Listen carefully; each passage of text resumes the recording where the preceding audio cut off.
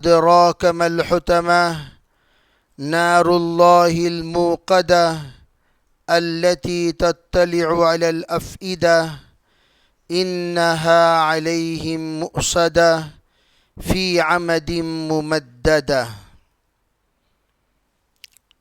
سورۃ الہمزہ یہ مکیہ ہے، یعنی مکۃ المکرمہ کے قیام میں یہ صورت نازل ہوئی۔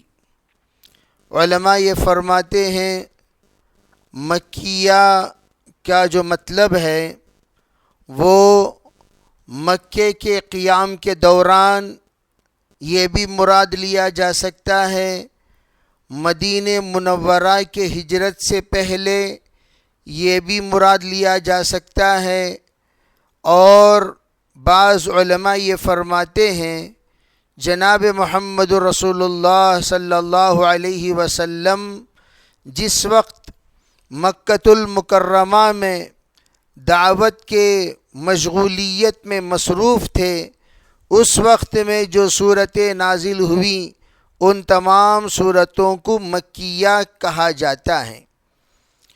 حضرات علماء یہ فرماتے ہیں ہر وہ صورت جس میں ایمان کا تذکرہ ہو اور اعمال کا ذکر کم ہو، فرمایا وہ سب کے سب مکی صورتیں ہیں۔ جن میں ایمان کا اعمال کا تذکرہ ہو وہ مدنی صورتیں ہیں، بلکہ یوں فرمایا توحید کا تذکرہ، رسالت کا تذکرہ زیادہ سے زیادہ مکی صورتوں میں ہوا کرتی ہیں، اور احکام کا تذکرہ، نواہی کا تذکرہ زیادہ سے زیادہ مدنی صورتوں میں ہوا کرتی ہیں۔ اس اعتبار سے سورہ ہمزہ میں اللہ جل جلالہ امن والہ نے جو مضمون بیان کیا، اس مضمون سے مکی مضامین سمجھ میں آتے ہیں۔ اس میں 9 آیتیں ہیں، 9 آیتیں، اور ان 9 آیتوں میں اللہ جل جلالہ امن والہ نے ان لوگوں کا ذکر فرمایا جو لوگ جہنم کے مستحق ہیں۔ اسی لیے سورہ شروع ہے ویل، ویل سے سورہ کو شروع کیا گیا۔ ویل کا مطلب کیا ہے؟ علماء نے فرمایا لفظی اعتبار سے اس کا ترجمہ خرابی ہے۔ بعض نے فرمایا ویل جہنم کا ایک گڑھا ہے، جہنم کا ایک حصہ ہے، اسے ویل کہا جاتا ہے۔ بعض کہتے ہیں ویل ایک وادی ہے جس میں جہنمیوں کو ڈالا جاتا ہے۔ بعض نے فرمایا ویل ایک سزا ہے جو جہنمیوں کو دیا جاتا ہے۔ بعضوں نے فرمایا ویل اصل میں بدبخت لوگوں کے لیے اللہ کے طرف سے جو نظام حشر کے میدان میں اللہ نے کیا اس کو ویل کہا جاتا ہے۔ بہرحال ویل یہ دنیا کے اعتبار سے بھی ویل ہے، یہ آخرت کے اعتبار سے بھی ویل ہے۔ ویل سے مراد بربادی، تباہی، خرابی، ہلاکت، ذلت، پستی، یہ تمام ترجمہ آپ ویل کے ذریعے سے کر سکتے ہیں۔ کس کو ہے یہ ویل؟ لکلی، ہر اس شخص کے لیے۔ کون ہے ہر وہ شخص؟ ہمزہ، لمزہ۔ ہمزہ کہتے ہیں طعنہ دینے والے کو، لمزہ کہتے ہیں عیب چننے والے کو، عیب چننے والے کو لمزہ کہتے ہیں۔ ہمزہ کہتے ہیں طعنہ دینے والے کو، طعنہ دینا، بات بات پر طعنہ دینا، اسے ہمزہ کہا کرتے ہیں۔ طعنہ دینا یہ کسے کہا جاتا ہے؟ فرمایا کسی مجبور انسان اگر وہ مجبوری میں کوئی کام نہیں کر سکا اور اس میں وہ شخص اپنے اعتبار سے کوئی مجرم نہیں ہے، معذور ہے، مجبور ہے، ایسے موقع پر ہم نے طعنہ دیا تم نے یہ کام نہیں کیا، تم نے یہ چیز نہیں دیا، تم نے یہ فعل نہیں کیا، تمہیں ایسا کرنا چاہیے تھا، ایسا رہنا چاہیے تھا، ایسا رکھنا چاہیے تھا، ایسا بولنا چاہیے تھا۔ آپ اگر بات بات میں اس کی مجبوری کو، اس کی معذوری کو، اس کی کمزوری کو مد نظر رکھ کر آپ سمجھے بغیر بار بار اسے کوسنا، جس کو ہم کہتے ہیں، کوستے رہتے ہیں۔ فرمایا یہ کوسنے والے کو اللہ تعالیٰ فرماتے ہیں ہمزہ، یہ ہمزہ ہے، اللہ اس شخص کو سزا دیں گے۔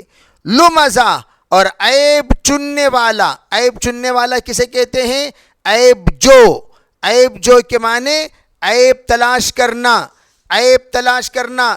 جس طریقے سے کوئی چھوٹی چھوٹی چیز کو چننے والا بڑے غور سے ان چیزوں کو اٹھاتا ہے، چنتا ہے، چگتا ہے، اسی طریقے سے فرمایا یہ انسان بڑے غور سے تلاش کرتا ہے، اس کے بول میں کیا عیب نکالوں، اس کے چال میں کیا عیب نکالوں، اس کے حال میں کیا عیب نکالوں، اس کے اخلاق میں کیا عیب نکالوں، اس کے لباس میں کیا عیب نکالوں، سوچ سوچ کر عیب نکالتا ہے۔ گویا عیب تلاشی میں اس کی نظر کام کر رہی ہے، عیب تلاشی میں اس کا ذہن کام کر رہا ہے، عیب تلاش کرنے میں اس کے فکریں کام کر رہے ہیں، عیب تلاش کرنے میں اس کے جذبات کام کر رہے ہیں، عیب تلاش کرنے میں اس کے سوچ، فکر، خیال کام کر رہے ہیں۔ گویا مکمل طور پر یہ عیب تلاشی ہی میں لگا رہتا ہے۔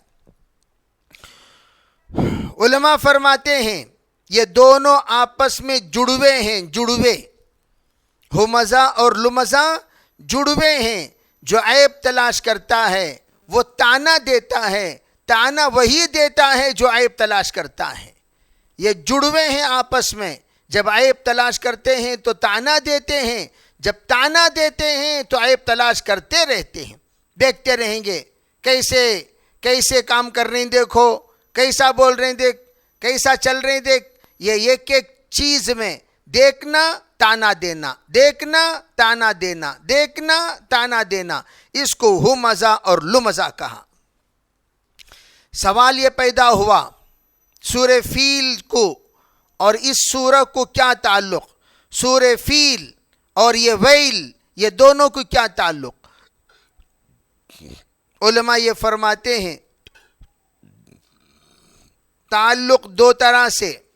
ہمیشہ میں کہا کرتا ہوں ایک ہے پچھلے سورت سے اس سورت کا تعلق، ایک ہے اگلے سورت سے اس سورت کا تعلق۔ قرآن ایک ایسی کتاب ہے جس کتاب کے ہر آیت کا ہر آیت سے تعلق ہوتا ہے، ہر ترتیب کا ہر ترتیب سے تعلق ہوتا ہے۔ اس سورت کے بعد جو سورہ آئے گی وہ سورہ فیل ہے، اس سورت سے پہلے جو سورہ ہے وہ سورہ عصر ہے۔ اب سورہ عصر کو، سورہ فیل کو اس سورہ سے کیا تعلق، سورہ ویل سے کیا تعلق؟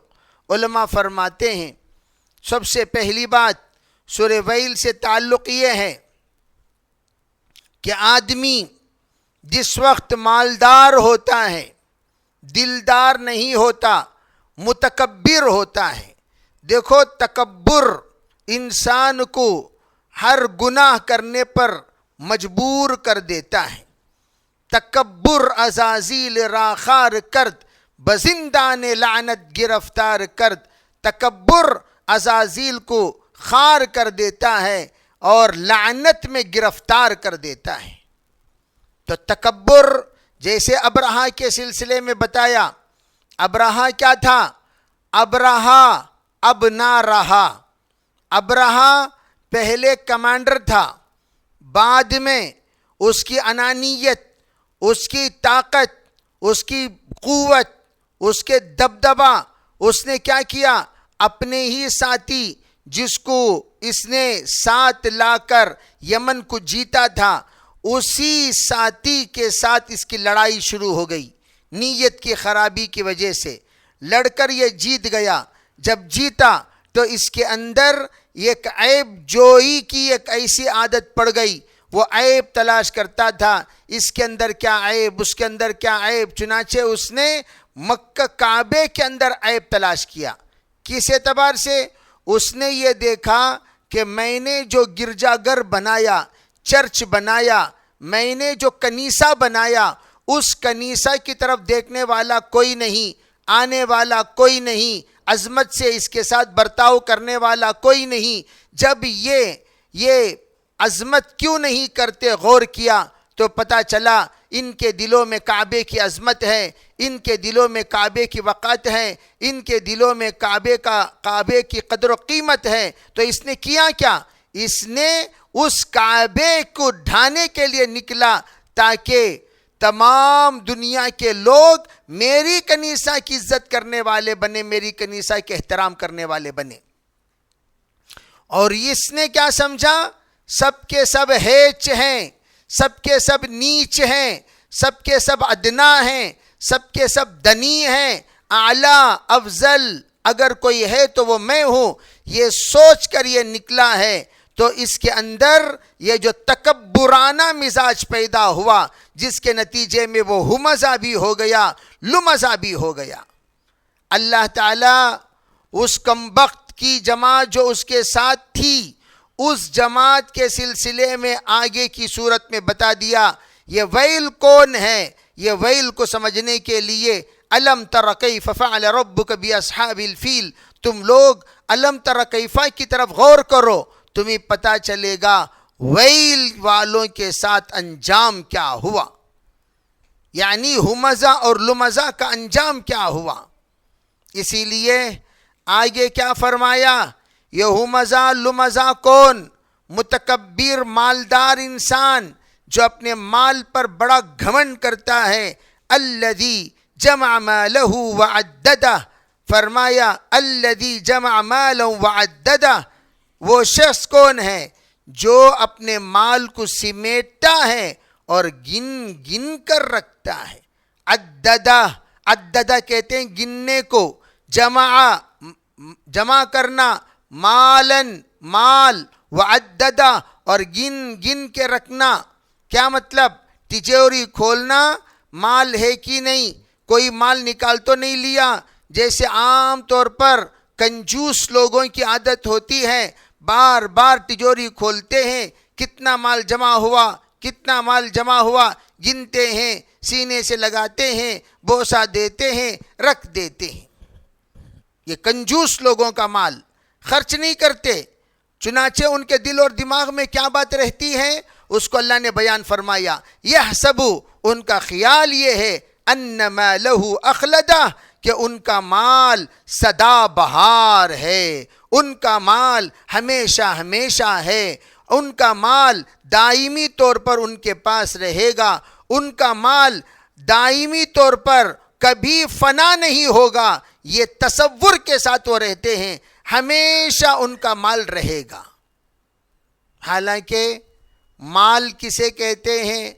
مال کے معنی مائل ہونے والا، مال کے معنی ہی مائل ہونے والا، ایسا ہو ہی نہیں سکتا مال کسی کے پاس مائل نہ ہو۔ جیسے آپ کے پاس ایک نوٹ ہے، اور سے سمجھیں اس بات کو، آپ کے پاس ایک نوٹ ہے، وہ نوٹ جس وقت آپ اس طرف دیکھو گے نوٹ یوں کہے گا میں تمہارا ہوں، ایسا دیکھو گے میں تمہاری ہوں، ایسا میں آپ کا، ایسا میں آپ کی، بس دونوں طرف نوٹ آپ کی طرف جب بھی دیکھے تو یوں کہے گی میں آپ کی، میں آپ کی۔ تھوڑی دیر کے بعد آپ نے اس نوٹ کو خرچ کر دیا، کوئی چیز لے لیا، اب نوٹ اس کے جیب میں جاتے ہی میں تمہاری، اب وہاں سے منتقل ہو کر کسی اور کے جیب میں، ارے بھئی میں تمہاری، وہاں سے منتقل ہو کر کسی اور کے جیب میں تمہاری۔ علماء فرماتے ہیں مال ایک جائی نہیں، ہر جائی ہے، مال ایک جائی نہیں، ہر جائی ہے۔ اسی لیے کیا کہا جاتا ہے ان الناس قد مالوا الی من عنده مال، لوگ اس کی طرف مائل ہوتے ہیں جن کے پاس مال ہوتا ہے۔ مال جن کے پاس ہوتا ہے ان کی طرف لوگ مائل ہوتے ہیں۔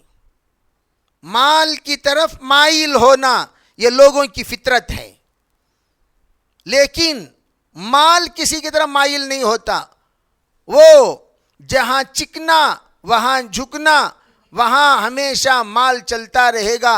اجلا دیکھا اچھل گیا، پیلا دیکھا پھسل گیا، مال وہ چلتا رہے گا چلتا رہے گا چلتا رہے گا.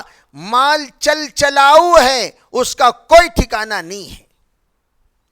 اسی لیے حضرت مولانا عمر صاحب رحمۃ اللہ علیہ ایک بات عجیب فرمایا کرتے تھے.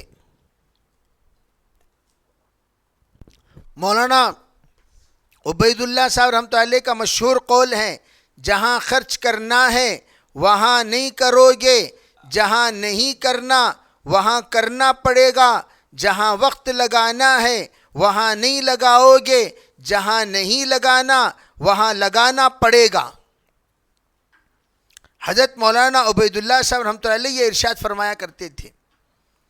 تو مولانا عمر صاحب رحمۃ اللہ علیہ فرمایا کرتے تھے, جو مال ناحق حاصل کیا جاتا ہے اس میں 4 لوگوں کا حق وابستہ ہو جاتا ہے. جو مال ناحق حاصل کیا جاتا ہے اس میں 4 لوگوں کا حق وابستہ ہو جاتا ہے. نمبر 1 ڈاکٹروں کا حق, نمبر 2 وکیلوں کا حق, نمبر 3 ان لوگوں کا جو لوگ انسان کے جذبات سے کھیلتے ہیں, جن کو ہم راہب کہتے ہیں, راہب یا عامل آپ کہہ سکتے ہیں, ان کا حق. نمبر 5 چوروں کا حق. 4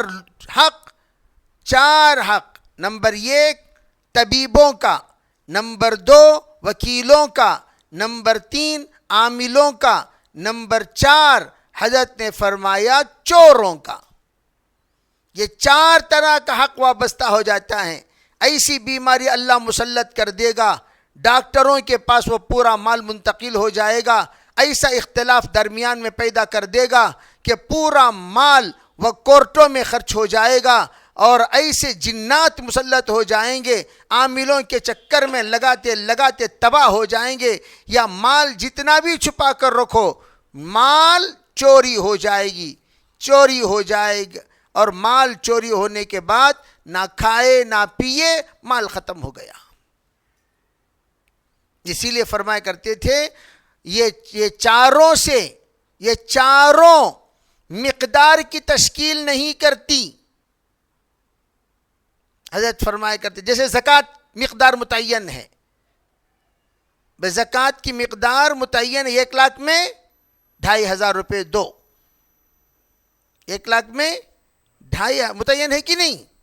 لیکن بیماری کی قیمت متعین ہے. اب بیماری آئی, ہم پوچھے کتنے کی بیماری بھائی, اگر کوئی کہے کہ بھائی یہ بیماری کیا بھی نہیں, 100 روپے کی بیماری, 100 روپے خرچہ کرو بیماری ختم ہو جائے گی. 100 روپے کی بیماری, 200 روپے کی بیماری, 500 روپے کی بیماری. بیماری کی قیمت متعین نہیں ہوتی, انلمیٹڈ بیماری کی تشکیل انلمیٹڈ, اور کب کتنے دن رہے گی وہ بھی طے نہیں, کتنی قیمت والی وہ بھی طے نہیں, کتنے دور تک کتنے دیر تک وہ بھی طے نہیں, کہاں کہاں علاج کے لیے جانا پڑے گا وہ بھی طے نہیں, کتنا در گھومنا پڑے گا وہ بھی طے نہیں, کچھ طے نہیں ہے. جب اللہ کسی کو تباہ کرنے پر آتا ہے, ایسی بیماری اللہ ہمیں سریے کی حفاظت فرمائے, ہر ایک کی ایسی بیماری فٹ پاتھ پر لا کر وہ بیماری کھڑا کر دے گی. اللہ سب کو اپنے امان میں رکھے. الحمدللہ الذی عافانی مما ابتلاک بہ علی کثیر ممن خلق تفضیلا. یہ دعا پڑھنے کو کہا اللہ کے رسول علیہ الصلوۃ والسلام نے. جب کسی کو مبتلے حال مصیبت دیکھو, یہ دعا پڑھا کرو تاکہ اللہ تمہیں اس مصیبت سے ہمیشہ نجات دے. بیماروں کو دیکھو تو یہ دعا پڑھو, کورٹوں کے چکر میں گھومتے ہوئے دیکھو تو یہ دعا پڑھو, اگر کسی پر مسلط ہوتے ہوئے دیکھو تو یہ دعا پڑھو. جادو, آسیبی اثرات اور جنات کے پریشانی میں مبتلا ہے تو یہ دعا پڑھو. اگر کسی کوئی اختلافات سے پریشان ہے تو یہ دعا پڑھو. دعائیں کا اہتمام کیا کرو. تو یہ میں عرض کرنا چاہتا ہوں کہ الذی جمع مالہ وعددہ, الذی جمع مالا وعددہ، جو مال جمع کیا اور گن گن کے رکھا، گن گن کے دیا نہیں، گننا رکھنا، گننا رکھنا۔ حضرت نبی علیہ الصلاۃ والسلام نے بلال رضی اللہ عنہ سے فرمایا، بلال رضی اللہ تعالیٰ عنہ گن رہے تھے، وہ کہے کو گن رہے تھے، صدقہ دینے کے لیے گن رہے تھے، رکھنے کے لیے نہیں گن رہے تھے، کسے کسے کتنا دینا گن رہے تھے۔ فرمایا انفق یا بلال، انفق یا بلال ولا تخش عن ذی العرش اقلالا، اے بلال خرچ کرتے رہو کرتے رہو کرتے رہو، ولا تخش عن ذی العرش اقلالا، فرمایا عرش والے سے کبھی کمی کے بارے میں ڈر مت، عرش والا دیتا رہے گا فرش والوں کو، عرش والا دیتا رہے گا فرش والوں کو، اے بلال دیتے رہو دیتے رہو دیتے رہو۔ ارے بھئی بات سمجھ میں آ رہی نہیں؟ تو میں یہ عرض کر رہا تھا وَيْلٌ لِكُلِّ هُمَزَةٍ لُمَزَةٍ۔ تمام خواتین ذرا توجہ، ہمارے اندر یہ عادت مستورات میں بہت تانا، کیا لے لو کون کی پوچھے، ہمارے بہو کی سکے کیا، ماشاءاللہ دیکھو ان کے بہو کیا کیا لے کو آئی ہیں، تانا یہ کہ وہ تمہیں فقیران کیا لے لگانے، تم نا بولو فقیران کو گھر میں بکیٹ نہیں بکیٹ لائیں گے، گھر میں لوٹا نہیں لوٹا لائیں گے، گھر میں دیگچا نہیں دیگچا لائیں گے، کی بھائی کئی کوئی سی غلیظ ارادے غلیظ نیت ختم کرو، اس کو تانے ایسا مت دیا کرو۔ ہاں بعض لوگ کہتے ہیں کیا بھی نہ کو بھئی بچی کو تربیت کر کو بھیجو، ٹھیک ہے تربیت کر کے بھیج تو دیے، لیکن بھیجنے کے بعد بات بات پر ایک بچی پوچھی امی وہ کہاں ہے، تو جواب کیا وہاں ہے بول دے، تو جواب مل گیا، کیا بول رہے ہیں تمہارے امی کے گھر سے لا کو رہتی تو تجھے معلوم ہوتا تھا، تو نہیں لائی نا اس کو واسطے پاپو تجھے معلوم نہیں کہاں ہے بول کو۔ یہ جملے کی کیا اسے کہتے ہیں تانا، اسے کیا کہتے ہیں تعنا طاعین نون ہا تعنا، اسے تعنا ہمزہ، اسے کیا کہتے ہیں ہمزہ۔ اور دیکھو ہمیشہ بہوؤں کی طرف بیٹیوں کی طرح نظر رکھو گے، اللہ تمہاری بیٹیاں جہاں بہو بن کر گئی ہیں وہاں بھی بیٹیوں کی طرح ان کو دیکھا جائے گا، بہوؤں کی طرف بیٹیوں کی طرح نظر رکھو گے، جہاں تمہاری بیٹیاں بہو بن کر گئی ہیں وہاں بھی ان کو بیٹیوں کی طرح دیکھا جائے گا۔ تو اس لیے عیب جوئی مت کرو، بیٹی کری گا تو وہ کیا بھی نہیں، بہو کری گا تو بہت، بیٹی کری گا تو کیا بھی نہیں، بہو کری گا تو بہت، ایسا نہیں ہونا چاہیے، اس سے احتیاط کرنا چاہیے اور تمام بہوؤں کو ایک نظروں سے دیکھنے چاہیے، عیب جوئی کی عادت ختم کرنی چاہیے، عیب جوئی کی فطرت ہمارے ہمیشہ، ماشاءاللہ یہ خاتون کا انتقال ہوا، یہ خسر صاحب کا انتقال ہوا، ان کے ہم لوگ تعزیت میں گئے تھے، تو ان کی بہو کہنے لگی جب میری شادی ہوئی چند ہی دنوں میں میرے والد کا انتقال ہو گیا، پھر کچھ ہی دنوں میں میرے والدہ کا بھی انتقال ہو گیا، لیکن میرے ساس خسر ایسے تھے کہ انہوں نے ماں باپ کی کمی محسوس ہونے نہیں دی، اس لیے میں امی ہی ان کو بلاتی تھی اور ابو ان کو بلاتی تھی حقیقی اعتبار سے بھی، اور میرے باپ کے وصال پر میں اتنا نہیں روئی جتنے اس وقت میرے خسر کے، کیوں؟ میرے والد شادی کرتے انتقال ہو گئے، شادی ہو کر 28 سال جو میری دیکھ بھالی، اس لیے کہ 8 سال پہلے ان کے شوہر کا بھی انتقال ہو گیا تھا، خسر صاحب بیچارے ابھی انتقال ہوئے، تو کہنے لگی کہ وہ میرے والد کی طرح تسلی دینے والے میرے خسر تھے۔ تو یہ بہت کم زبانوں میں ساس اور خسر کی تعریفیں سننے کو ملتی ہیں، تو ہم ہمیشہ اپنے گھر میں رہتے ہوئے اس کا خاص طور پر خیال کرنا چاہیے، اور اس کے جو پہلی صورت ہے سورہ عصر، اس سے اس کا کیا رشتہ، وہ انشاءاللہ میں آئندہ آپ حضرات کے سامنے بیان کروں گا۔ یہ 3 آیتیں ہوئی ہیں، وہ 3 آیتوں کے شان نزول کیا ہے اس کے بارے میں بھی انشاءاللہ آئندہ گفتگو کیا جائے گا۔ اللہ تعالیٰ سے دعا ہے اللہ تعالیٰ ہمیں عمل کرنے کی توفیق عطا فرمائے۔